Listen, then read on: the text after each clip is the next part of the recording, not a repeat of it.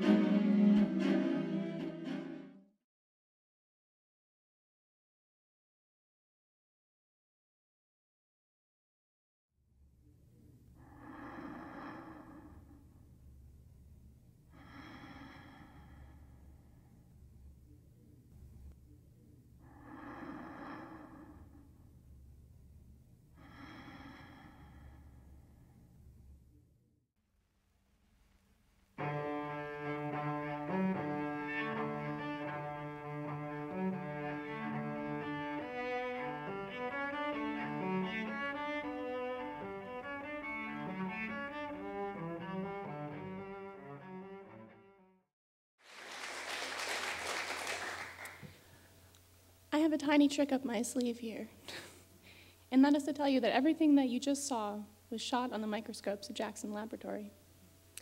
The starscapes at the telescope were male chromosomes. The creatures of the microscope were single-celled marine organisms called radiolarians, and the breathing lungs were chicken embryos, all shot at varying levels of magnification. As you noticed, the three parts were the telescope, the microscope, and everything in between. I chose these three parts very deliberately because it was my aim to explore the dialectics of scale and the particular sense of centeredness that we experience when looking into these two infinite planes of space, both above and below. I have always been fascinated by microscopes. When I first came to COA, I took classes with the ulterior motive to just look quietly into these strange instruments. I can't tell you exactly why I find them so fascinating, but I can tell you about a hunch I have. In 1757, Edmund Burke famously wrote his text, A Philosophical Inquiry into the Origin of Our Ideas of the Sublime and the Beautiful. In it, he claims that what we find beautiful is often gently aesthetically pleasing, a bucolic landscape that we could stroll over on a sunny day. The sublime, in contrast, is that which elicits feelings so large that it seems to push out our sense of self. These are generally feelings of fear or passion, and, according to Burke, are often caused by visions of vastness, infinity, and magnificence.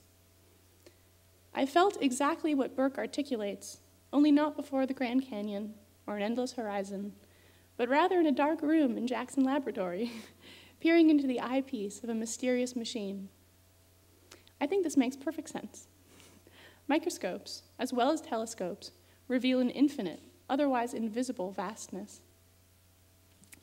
One of the things that draws me to film, and to animation especially, is the self-reflexive quality of the medium. We watch the object filmed and the eye of the person filming in the same moment. Unlike a static painting or photograph, the time-based nature of film reveals both the process of seeing as well as the end result. I started this project with the intention of articulating my own process of looking, but instead found myself articulating my process of being.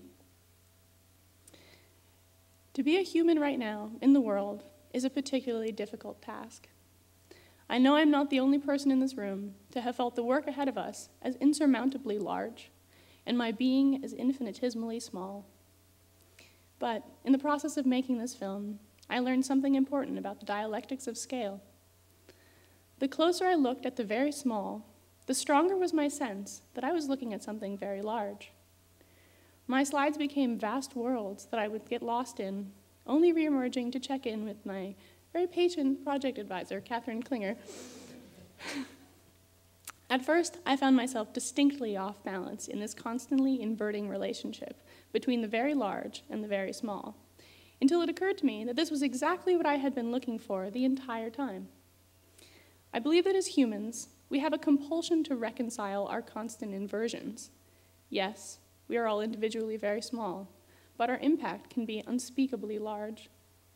And then, just when we think our impression is irretrievably outsized, we measure ourselves against the timeline of the Earth and find that we are again laughably minute. I am fully aware that I am not telling anyone in this room anything that they do not already know. But I will add this one thought. This is an uncomfortable position for us. Not many people enjoy living in paradox.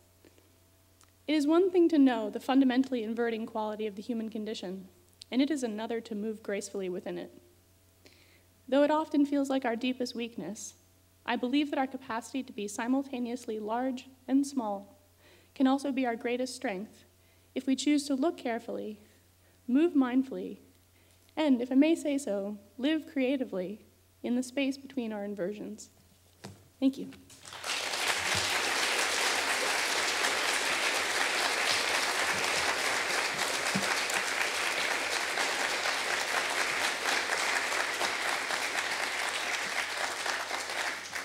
Also, neglected on that slide, but very important to thank, Jackson Laboratory for their incredible kindness, openness, and just they welcomed me in. They did not know what I was doing, and they just let me do whatever I want, and taught me how to use those microscopes again and again and again. So thank you, Jackson Laboratory.